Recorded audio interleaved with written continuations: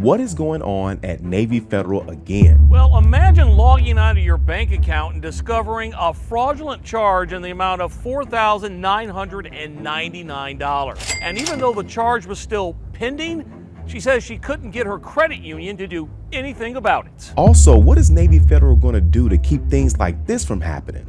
Church members were encouraged to open Navy Federal accounts where PPP loans were later deposited and allegedly paid for the pastor's lavish lifestyle.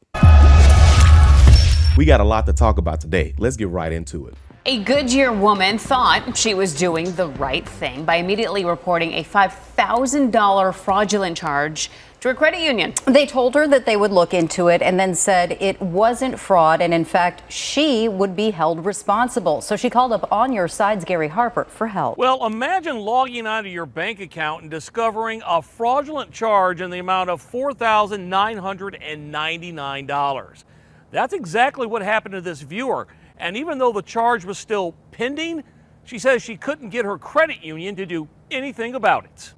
He was in the reserves. He wasn't gone like a lot, but he would be gone on the weekends. Cindy Reeves says she'll always be proud of her dad, who passed away just a few years ago. He was a colonel in the Air Force. He was a colonel's chaplain. Her father's career in the military allowed Cindy to become a member of Navy Federal Credit Union, which caters to members of the armed forces and their families. My father was in the military, and he had an account there. My mom had an account there, and we had a really good experience. But that good experience turned sour recently when Cindy was checking her account and noticed a strange transaction for just under $5,000 that she did not recognize, and the transaction was kind of fresh. It was pending. It was in progress, and so it was a huge amount, and I had no idea what it was from. I didn't authorize it or anything, so I immediately got in the car and I drove to Navy Federal Credit Union branch in Goodyear. Cindy told credit union reps about the fraudulent $5,000 transaction, but she says because the transaction was still pending, employees told her there wasn't anything they could do unless the transaction actually went through. Well, it did, and Cindy immediately filed a fraud complaint with Navy Federal Credit Union. And 24 hours later, Cindy says she got news on the phone that she was not expecting. And that bad news was followed up by this letter from Navy Federal Credit Union saying, "We have determined that no error has occurred and your claim has been denied." They went on to say, based on the facts surrounding the use of your account, we have found that you benefited from the transaction. I felt like they didn't try hard enough. I felt like they didn't even care about what was going on and what was happening. Like, they just didn't care. That's what it felt like. Cindy says she was frustrated and told Navy Federal Credit Union several times that she was contacting On Your Side for help, which she did. And according to Cindy, that was all she needed to say because just a few days later, the credit union reversed its decision and returned all $5,000 back to her account. I'm so thankful to have On Your Side because I didn't know if the money was going to ever get deposited back in the account. I had no idea. I was kind of like giving up on it at the point when I contacted you guys. So I'm so grateful and so appreciative that you guys were there to help me in my time of need. Well, the credit union never explained to On Your Side why they initially declined this viewer's dispute or why they reversed their decision and went ahead and gave her money back to her. But regardless, she's happy. Real quick, if you haven't done so already, be sure to download our free ebook. You can actually scan this QR code or you can click the link in the description below. Now back to the video. Now let's get this out the way. I am not trying to talk bad about Navy Federal, but we cannot keep ignoring these recent issues. The problem is they are way too big to be making these types of mistakes. For example, in the last 12 months, we've had the situation that kind of kicked it off, which was the CNN interview, right? We're not going to spend time on that. But just so you guys know, the most recent update is the class action lawsuit looks like it's going to be dismissed. And everyone, well, many of the people that were a part of the major lawsuit, they are now turning their lawsuits into individual lawsuits. Also, if you haven't done so already, be sure to like, share, and subscribe. Then you had the lawsuit that was filed against Navy Federal Credit Union over use of AI, artificial intelligence, of course, software to monitor members' calls. The court document said that defendant Navy Federal Credit Union, also known as Navy Federal, uses Variant's real-time agent assist and speech analytics in its customer service calls.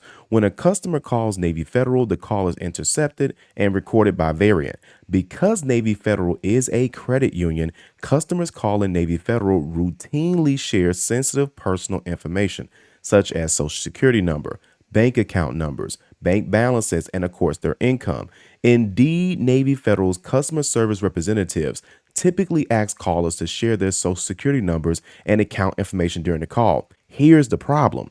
Customers calling Navy Federal expect that their conversations will be kept confidential, but in fact, the conversations are intercepted and recorded and used by Variant. Neither Variant nor Navy Federal discloses to the customers that the calls are being intercepted, recorded, or used by Variant, and they do not obtain customer consent for Variant to record and use the contents of the call. Then you have many of their employees either being arrested, and then some of them were also being arrested by the FBI. Now, I don't know if you guys remember the story that I was just telling you guys, of course, about a lot of the people that was being arrested with the whole Navy fraud and things of that sort. But there was one particular story in that video that a lot of you guys had questions about, and that was the young lady who had taken her boyfriend's debit card information. She was mad at him and she put his information online with the billing address, and people started paying their bills with his debit card. Now, if you guys want to see the full story on that video, you guys can go ahead and click somewhere in this video, or you can click the link inside the description below. Now, let's be honest. Navy Federal may have reached a point where they've gotten so big like a Chase Bank, and they just can't stop the amount of outside fraud that's happening, like this story. Now, you guys can see right here, this is from the United States Attorney's Office in the Eastern District of Missouri. And it says Missouri church officials and others accused of $1.2 million in pandemic loan fraud. Now, this happened, of course, Friday, July 26, 2024, but a lot of people didn't know about this because the news didn't pick this up. Watch this. Now, it says that a Monroe County, Missouri church official was arrested Friday after having been indicted and accused of participating in a more than a $1.2 million pandemic loan fraud scheme. Now, Kenneth C. Sparks III, age 54, was arrested by the U.S. Marshal Service in Florida. Now, remember this name because he plays a key role in this fraud scheme. Watch this. Now is the time. Join Apostle K.C. Sparks Global Ministries for a time of prayer, a time of intercession, and a time for travail. Every Monday, join us live at 5 a.m., 12 noon. A grand jury indicted Sparks on July 17 with 1 count of conspiracy to commit wire fraud, 8 counts of wire fraud, and 2 counts of aggravated identity theft. Now, one person couldn't do all of this by himself. Let me tell you the full story. The indictment says that at the time of allegations, Sparks worked as a visiting minister at Faith Walk Ministry, a church in Paris, Missouri. Harold G. Long was the lead minister and chief executive officer of the church. Maya M. McLean was the administrative assistant, and Javante Long was a member. Now, Jeffrey Obioti lived in Maryland and operated businesses called Angels Management Group, Emerald Score LLC, and ONS Construction LLC. Obioti and McLean were indicted on 1 count of conspiracy to commit wire fraud and 7 counts of wire fraud. Harold Long faces 1 count of conspiracy to commit wire fraud and 2 counts of wire fraud. Javante Long faces 1 count of conspiracy to commit wire fraud and 1 count of wire fraud. Now, here's a story of exactly what they did. The indictment says that Obioti taught Sparks and McLean how to submit fraudulent applications for the Paycheck Protection Program, also known as PPP loans. Obioti and Sparks both submitted or caused to be submitted fraudulent loan applications in their own names and received at least $200,000, the indictment says. Included among those fraudulently obtained loans was an additional $147,900 from the Economic Injury Disaster Loan Program, the indictment says. The program was another small business administration program intended to help struggling business owners during the pandemic. In short, the pastor used his influence to essentially tell people to get the PPP loans and then give him the money. But watch what happens here. The story got so big that other news companies started talking about it. You can see here, Navy Federal members threatened with curses from God and pastors' alleged scheme. Here's what happened. Church members were encouraged to open Navy Federal accounts where PPP loans were later deposited and allegedly paid for the pastor's lavish lifestyle. Now, you guys can see this happen August 16, 2024. Now, even though he was arrested in July, people started to say, well, listen, I've been a victim. Here's what happened. When members of a Missouri church questioned their pastor about the $1 million in loan funds that was deposited in their Navy Federal Credit Union's accounts and where the money was going, he allegedly threatened them with curses from God and scolded them for questioning a man of God. In short, as a part of the fraud scheme,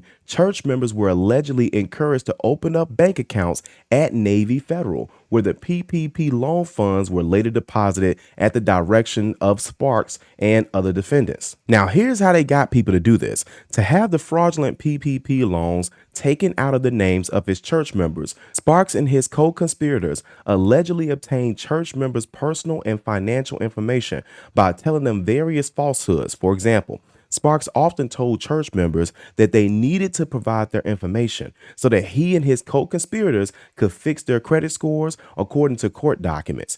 On other occasions, he allegedly told church members that his co-conspirators needed their information to secure funding for the Faith Walk ministry. And they did everything from front to back. Sparks directed one of his co-conspirators to create email addresses in the names of Faith Walk ministry church members so that those email addresses could be used to apply for the fraudulent loans without alerting church members to the full scope of the scheme, according to the reports. Hold on, stick around. It gets worse than this. However, after Faith Walk Ministry church members received the alleged fraudulent PPP loan proceeds in their Navy Federal accounts, the credit union froze several of the church members' accounts based on suspected fraud. So Navy Federal actually caught this, but here's what happened. To reopen the church members' Navy Federal accounts, Sparks and other defendants allegedly coached the church members on the lies that they should tell Navy Federal employees. According to the indictment, Sparks and other defendants developed a script